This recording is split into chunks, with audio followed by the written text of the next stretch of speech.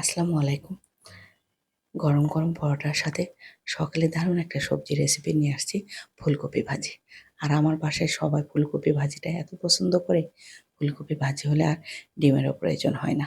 ফুলকপিটা আমার পছন্দ মতো সাইজ করে কেটে ধুয়ে রেখে দিলাম।